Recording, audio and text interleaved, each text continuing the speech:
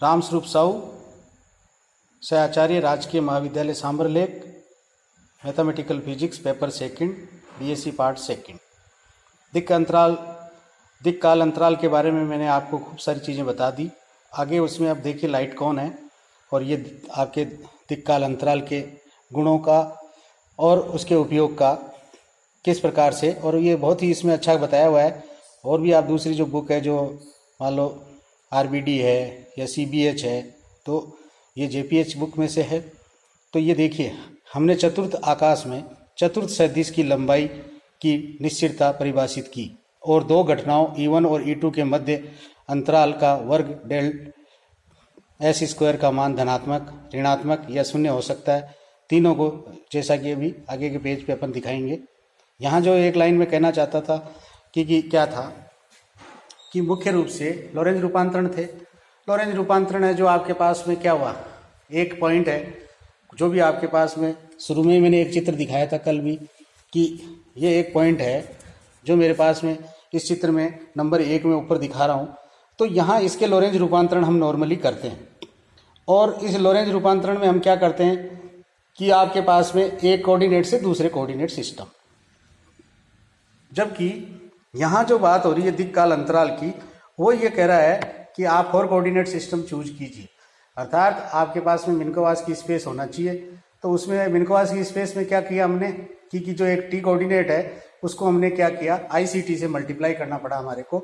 आपको बस ये अभी जो वीडियो शुरू से देखे उनमें आईसीटी से मल्टीप्लाई क्यों किया, उसका एक सरल सा कारण है कि आईसीटी से मल्टीप्लाई इसलिए किया कि जब मैंने एक थीटा रोटेशन वाली आपको ट्रांसफॉर्मेशन सिखाई थी तो वह इक्विवेलेंट है लॉरेंज रूपांतरण के, अर्थात लॉरेंज रूपांतरण है जो आपके पास में वो वैसी की वैसी रूपांतरण है। अगर कोई थीटा एंगल से अगर कोई आपके पास में अगर फ्रेम ऑफ रेफरेंस अगर घूम रही है, कौन सी एस डैश फ्रेम कह दीजिए आप, तो एस डैश फ्रेम है और एस के बीच में जो रूपांतरण है वो दे आर समतुल्य लॉरेंज रूपांतरण के, किसी कोऑर्डिनेट के रूपांतरण करते हैं। तो अब इनको सबसे जो इंपॉर्टेंट चीज चली वो ये चली कि ये ठीक है साहब आईसीटी यानी कि 4th एक्सिस हो जाएगी, पर 4th एक्सिस जब हो जाएगी तो उसके लिए क्या आवश्यक है कि अब उसकी टेस्टिंग शुरू हो गई। तो टेस्टिंग के लिए इन्होंने कहा स्पेस टाइम इंटरवल, अर्थात यानी कि आपके पास में मैं शुरू से कह रहा था एक निश्चितता का प्रिंसिपल है इनवेरियंसी का, वो इनवेरियंसी किसकी है, ds स्क्वायर की, यानी कि ds डैश स्क्वायर की, दे आर इक्वल, अर्थात वह अगर इसको फुलफिल कर देती है, कौन, जो आपने 4th एक्सिस ली है, तो हम कहेंगे कि निश्चितता का पालन यहां भी हो रहा है और यहां भी हो रहा है। अब इसी जो आपके पास में दिक् और समय का जो अंतराल आया, इसके अंदर जो ds है, इस ds का क्या रोल प्ले होता है, इसके बारे में छोटी छोटी बातें, यही है जो पूरा का पूरा मिन्कोवास की स्पेस को समझाता है। और अल्टीमेटली हम रियल स्पेस में बात करते हैं और वही रियल स्पेस वही है जिसके अंदर प्रकाश के वेग से हम कम गति से चल सकते हैं।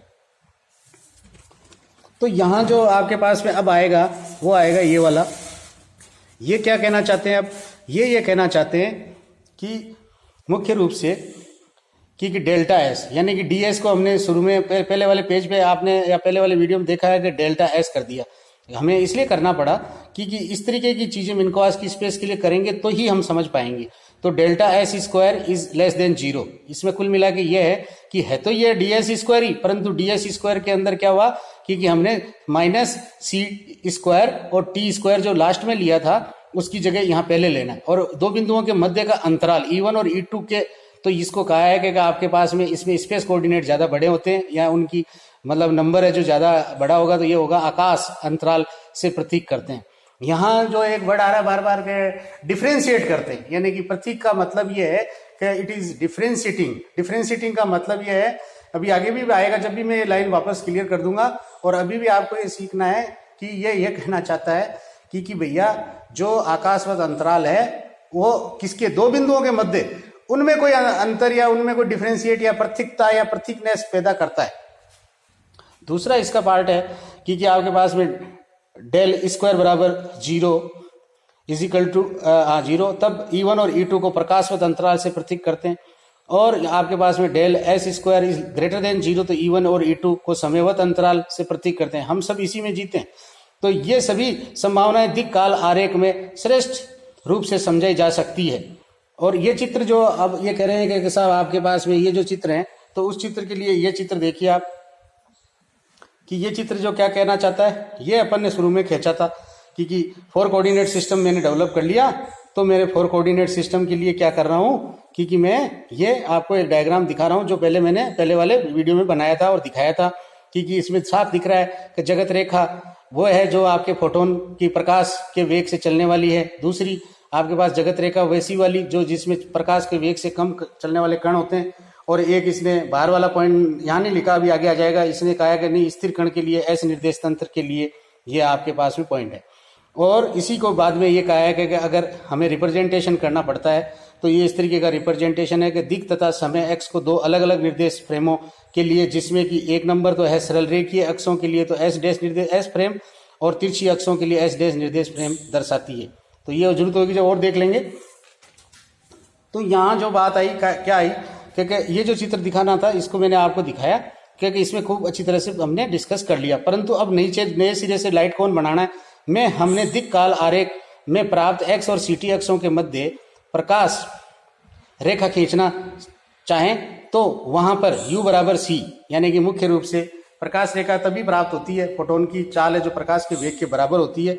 तो किसी u के लिए इसने कहा है कि किसी कण का वेग होने पर x और ct अक्षों के मध्य जगत रेखा का ढाल है जो आपके पास में c बाई u आ जाएगा और ultimately c is equal to u होने पे 1 आ जाएगा। तो एंगल 45 का आएगा। तो आपके पास में 10 45, तो आपके पास में ये 45 के एंगल के ऊपर ही हम क्या करते हैं सरल रेखा खींच सकते हैं और ये इसका ढाल होगा और ये इसकी प्रकाश की जगत रेखा दर्शाएगी। तो ये एक इंडिकेशन हमारे को मिल गया, क्योंकि एक पॉइंट तो हमारे को बिल्कुल इसके जो सिस्टम को हमने डेवलप किया या सिस्टम जो है वो खुद ही दे रहा है हमारे को और हमने उसको ड्रॉ कर दिया।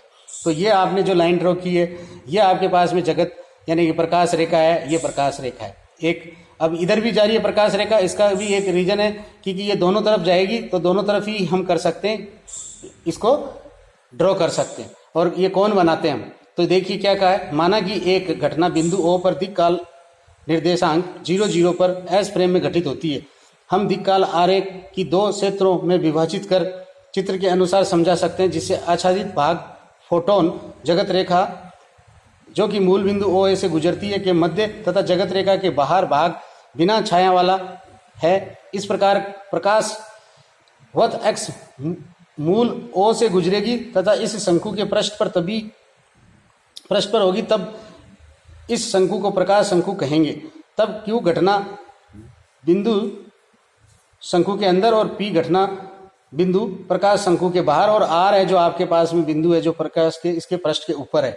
तो यहाँ देखिए वापस एक बार रिपीट कर देते हैं कि ये कह रहे हैं कि आपके पास में Q बिंदु तो इसने कहा है कि साहब लाइट कोन बनने जो कहा है उसके अंदर है, और P बिंदु है जो आपके पास में लाइट कोन के बाहर है। इसको छाया वाला चित्र बना दिया, बिना छाया का बना दिया। R वाला बिंदु है जो इसके ऊपर है। तो ये जो चित्र है इसमें जो अभी मैंने ये बात कर रहा हूँ इसी को ध्यान में रखते हुए आगे चलेंगे तो बहुत ही सरलता से समझ में आ जाएगी। और जो भी कोई दूसरी बुक में है उनमें भी ठीक है, पर इसमें और अच्छा मतलब इसने कुछ उदाहरण देके भी समझाया कि देखिए ऐसा होता है, लाइट का अगर फ्लैश मारेंगे तो क्या होगा क्या नहीं होगा। अब देखिए आप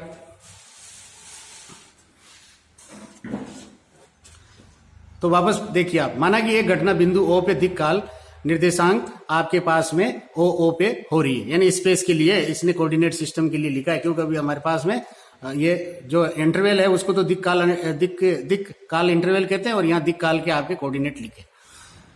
तो वापस इसी शंकु के बारे में ये चीज लिखी है जिसको आप पढ़े। बिंदु O पर प्रकाश के छाया क्षेत्र में, यानी कि आपके पास में बिंदु Q के लिए कह रहा है, तो बिंदु Q कहाँ है, क्योंकि आपका बिंदु Q है जो छाया क्षेत्र अंदर बैठा हुआ है, O से समयवत अंतराल द्वारा प्रतीक करता है।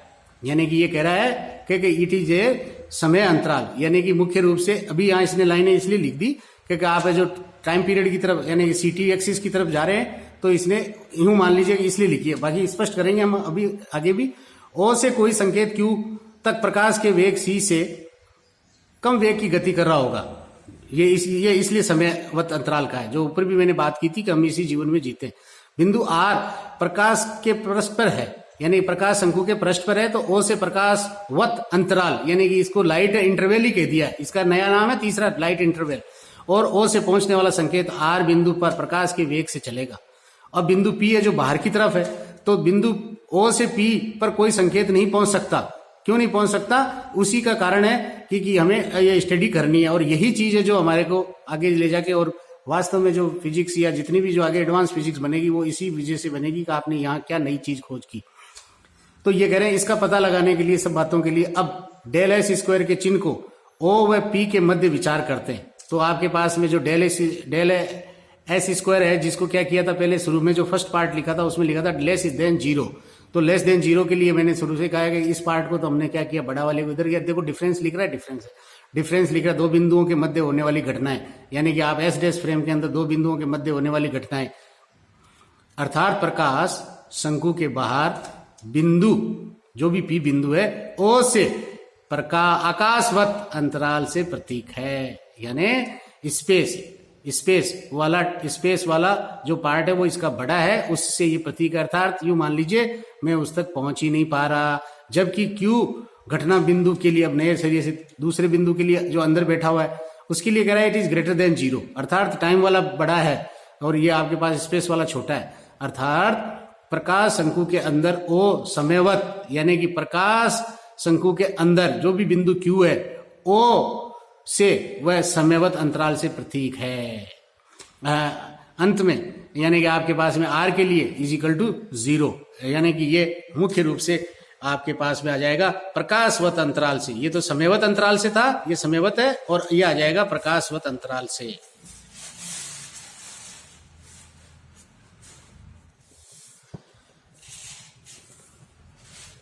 तो देखिए, अर्थात प्रकाश शंकु पर स्थिर बिंदु ओ से प्रकाशवत अंतराल से प्रतीक है।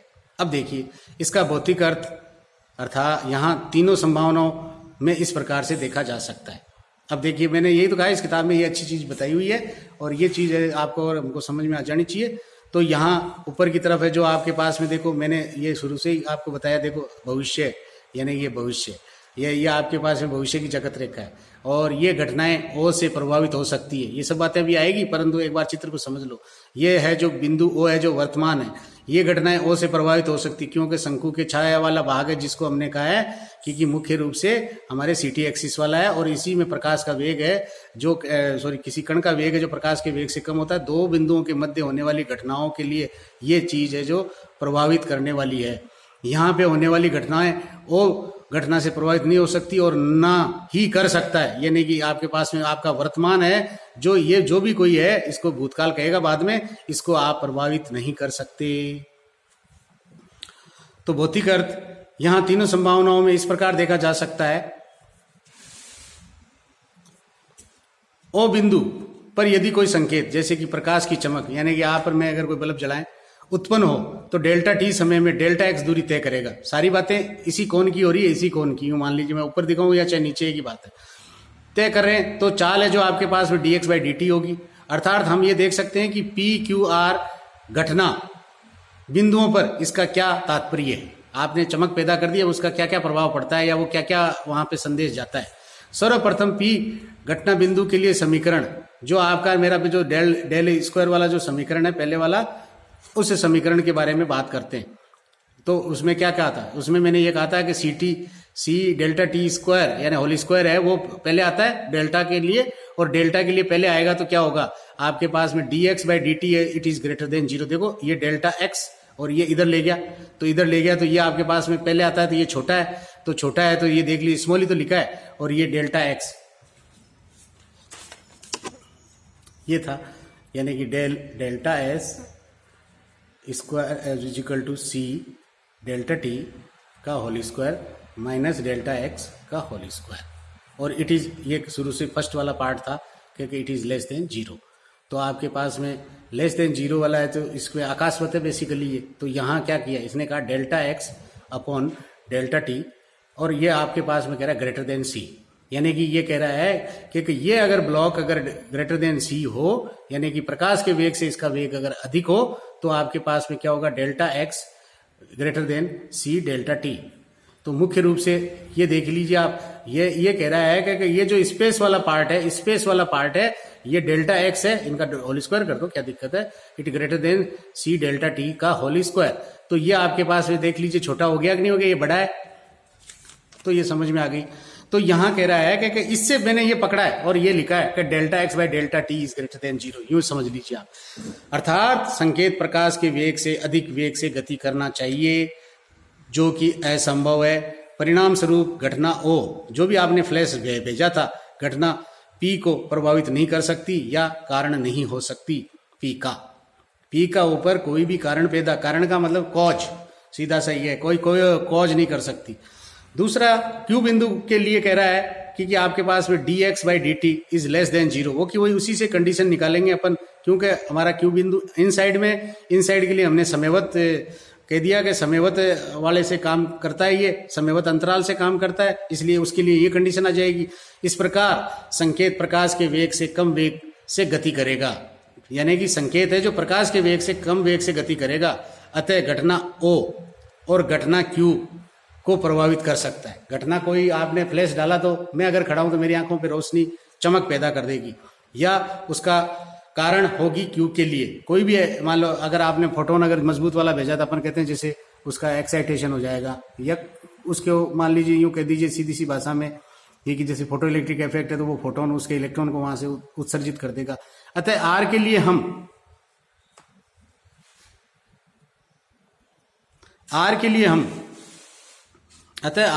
हम समीकरण 3.83 से delta x by delta t is equal to c उसी कंडीशन से लाया, क्योंकि आपके पास में प्रकाशवत अंतराल है, उसके लिए क्या है कि वो जो ds या delta S square is equal to क्या होगा, आपके पास में 0 होगा।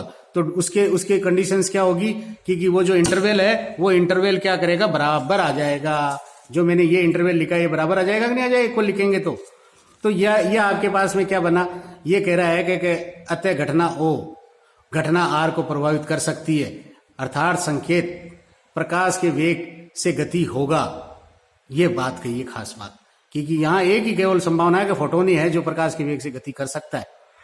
अब देखिए इसके थोड़ा से ये जोरदार सी बातें छोटी सी है, पर नंबर 1 दो घटनाओं जो आकाशवत अंतराल से पृथक एक दूसरे को प्रभावित नहीं कर सकती, मुख्य रूप से del S square is less than 0 वाली घटना के लिए लिखा है, आकाशवत अंतराल वाली। मैं तो ये कहना चाहता हूं आकाशवत अंतराल का मतलब ये है कि आपके पास में आपने कोई बिंदु, 2 बिंदुओं के लिए कह रहा है, ये 2 बिंदु चूज किए हैं, 2 बिंदुओं के बीच में कोई भी घटनाक्रम है, उसके लिए दिक् काल अंतराल की आवश्यकता पड़ती है। दिक् काल अंतराल में 3 प्रकार के अंतराल होते हैं, आकाशवत, समयवत और प्रकाशवत। तो ये कह रहा है आकाशवत वाले क्या करते हैं कि कोई भी घटनाएं हैं जो मुख्य रूप से किसी एक दूसरे को प्रभावित नहीं करती है। दूसरा, 2 घटनाएं जो समयवत या प्रकाशवत अंतराल से प्रतीक हों, एक दूसरे को प्रभावित कर सकती है। इस प्रकार दिक् काल आरेख को अब हम इस प्रकार बना सकते हैं, जैसे कि अब ये उसको और ढंग से लाइन में लिख रहा है कि ये सभी घटनाएं जो O से प्रभावित हो सकती है, घटना बिंदु O का भविष्य होगी, और जबकि वे घटनाएं जो O से प्रभावित नहीं हो सकती वे O घटना का भूतकाल कहलाती है। हमने खुद ने डिफाइन किया भूतकाल और आपके फ्यूचर, यानी कि आप ये सोचोगे, कोई कहता है कि साहब कल का दिन निकल गया, अरे आपको मेरे को पता ही नहीं है। ये जो मिन्कोवास की स्पेस है, इससे आपने ये डिसाइड किया, it is my past, it is my future. धन्यवाद।